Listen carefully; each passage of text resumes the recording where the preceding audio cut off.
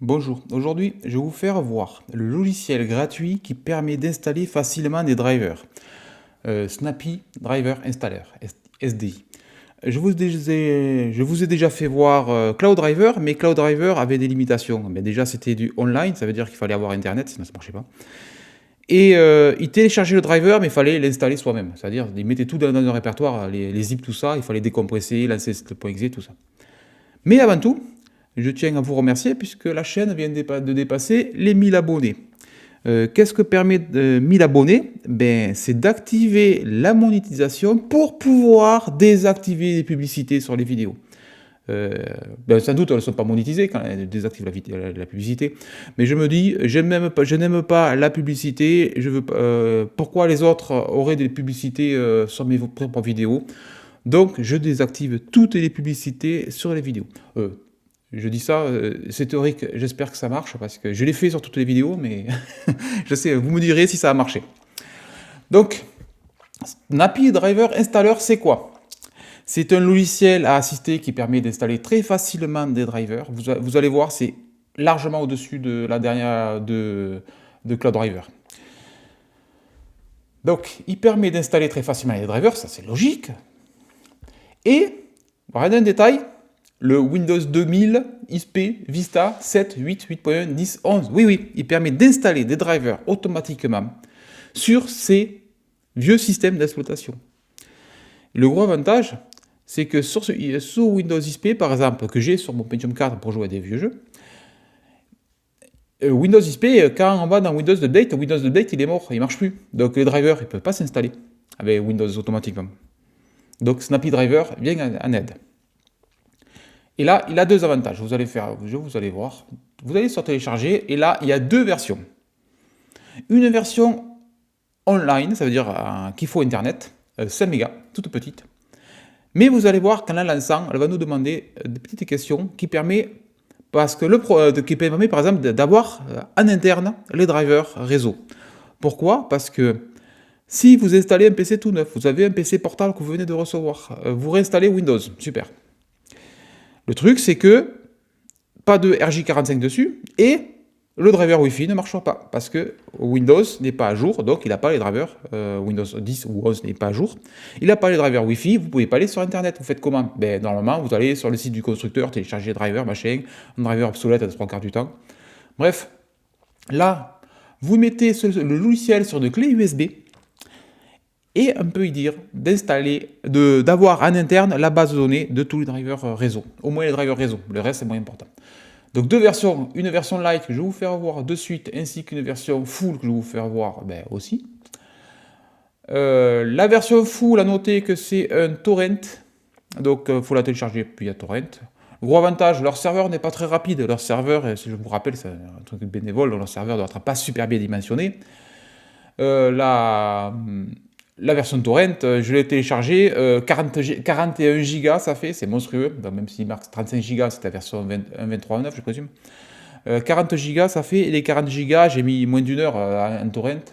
Et je vous ai mis à côté un petit logiciel là, Pico Torrent, c'est tout petit, voilà, c'est vraiment un truc ridicule, aucune pub, c'est open source. Pas de télémétrie, rien du tout, c'est vraiment la base du torrent, ça fait juste ça fait rien d'autre. Pour le télécharger, vous allez bien sûr, comme tout le temps sur Git,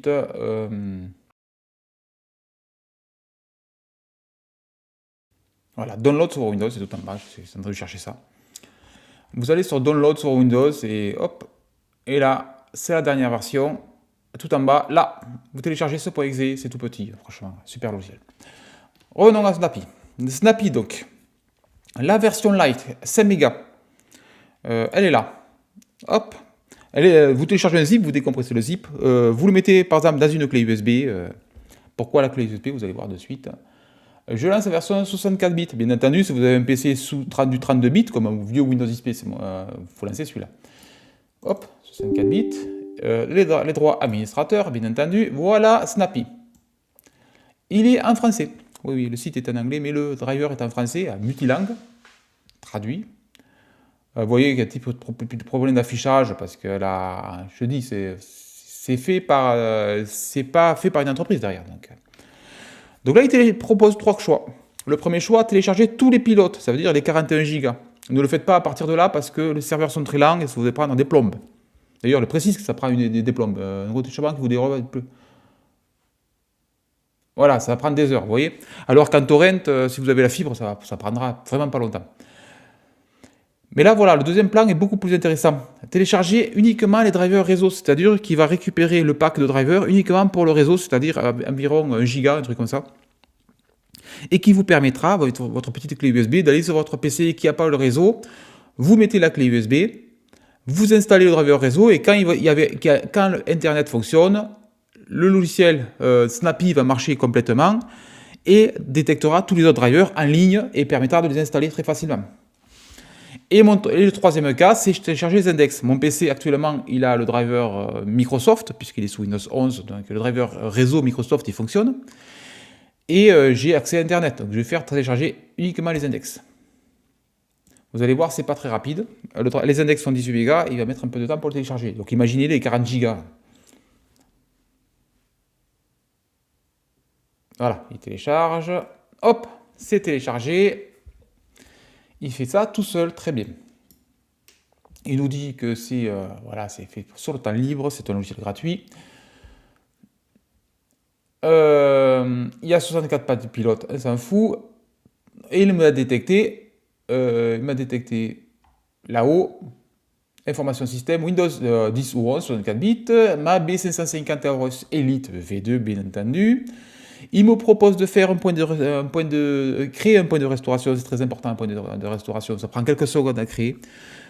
Comment dire, imaginez, vous installez un truc, vous savez que c'est risqué. Vous installez Atlas OS, c'est un mauvais exemple parce qu'Atlas OS, il faut que le Windows soit neuf. Donc vous n'allez pas l'installer sur un vieux PC qui a déjà 2 ans de fonctionnement.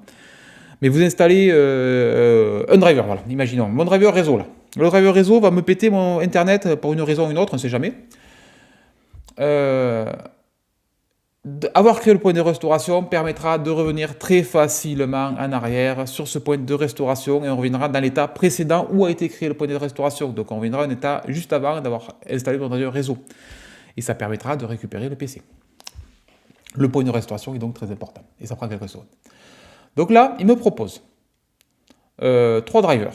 Le driver là, réseau, le driver audio NVIDIA de la GeForce, qui n'est pas utilisé sur le PC donc je m'en fous, et le driver Realtek. Je vais installer le driver réseau pour vous faire voir dans l'exemple. Là, il me le propose, je clique dessus, et là, il a une base de données qui contient tous ces drivers. Ah, il y en a beaucoup. En allant dessus sans cliquer, en survolant, on voit apparaître que j'utilise en bas à gauche, pilote installé, une signature, je n'ai pas, c'est une fournisseur Microsoft.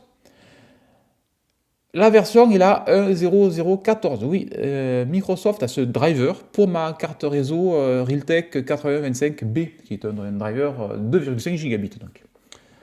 Et si je clique là, hop, il replie, mais on ne voit pas, mais il va installer celui-là qui est tout en haut. Il ne va pas se prendre la tête, le truc. Voilà, il prend celui-là qui est tout en haut. Et celui-là qui est tout en haut va m'installer le driver en bas à droite, 10.69.1119. Là, c'est le driver officiel Realtek. Si j'installe le driver son plutôt, qui est plus facile à voir, voilà, c'est tout le même système. Hop, il y en a plein. Il y a des plus anciens, voilà. Là, c'est plus intéressant parce que Microsoft n'a pas installé un driver à lui, il a installé un driver Realtek. Windows, je parle, Microsoft. Donc, le driver en bas à gauche, on voit version 6.0.8881. Et Snappy va m'installer, hop, si j'y arrive, le 6.0.96.21. Donc je vais vous faire l'exemple pour le réseau, et après on fera l'exemple avec la version full de Snappy, parce que là c'est la version où il télécharge les pilotes, je vous rappelle.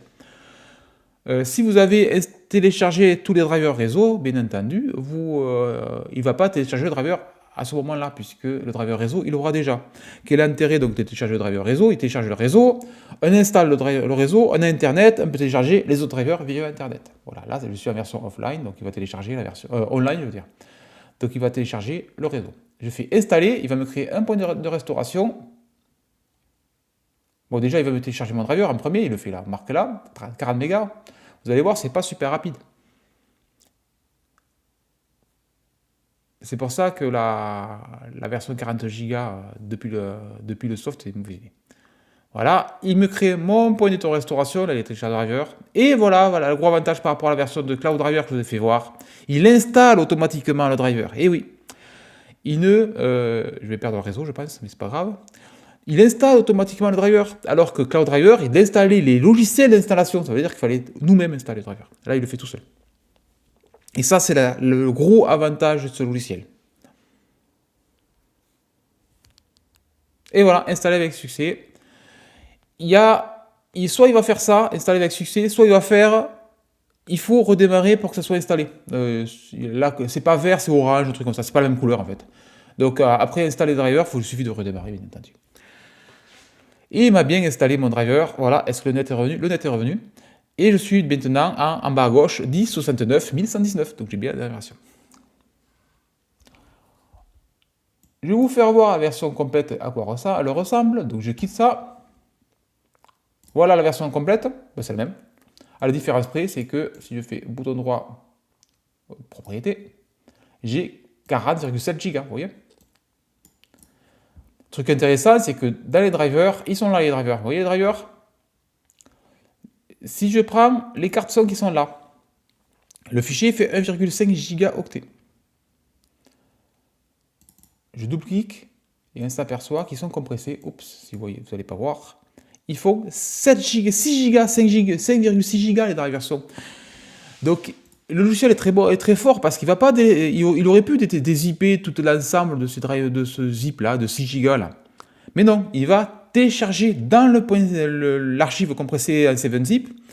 Il va télécharger, il va récupérer que le driver qu'il nous faut. Il va pas récupérer, il va décompresser toute l'archive. Ça c'est génial. Donc je lance comme tout à l'heure, c'est la version donc, complète, le 64 machin. Et là, on peut la mettre bien sûr sur la clé USB parce que sur mon PC Pentium 4, je mets sur la clé USB. J'ai changé le thème, bon, par défaut, je crois que c'est grâce. C'est celui-là par défaut. Vous pouvez le changer. Attention parce qu'il y en a qui sont. L'ergonomie n'est pas la même. Vous voyez, le bouton, l'install, il n'est pas en haut à droite, il est à gauche. Donc c'est moins lisible, je trouve. Voilà, là, c'est plus lisible. Donc c'est pareil que tout à l'heure, sauf que là, quand on va cliquer sur le installer, bon, j'ai fait le point de restauration tout à l'heure, donc je ne vais pas le refaire. Voilà.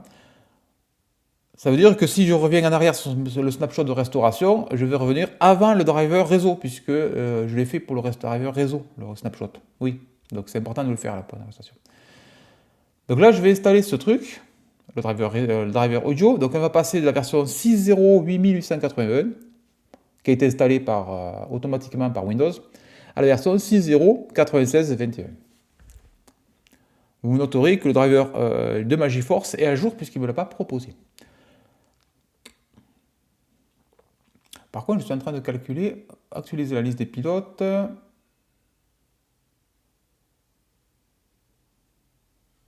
Ok. Options, paramètres. Voilà, je suis en train de demander, je cherche les mises à jour en fait.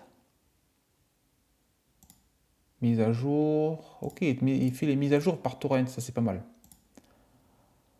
Hop, automatiquement je parle.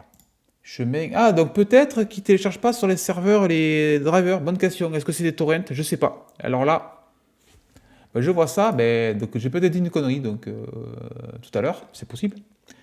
Soit il ne prend pas les drivers parce que c'est très lent. Parce que c'est possible. Parce que les torrents, je vous rappelle que ça démarre très lentement. Ben, ça prend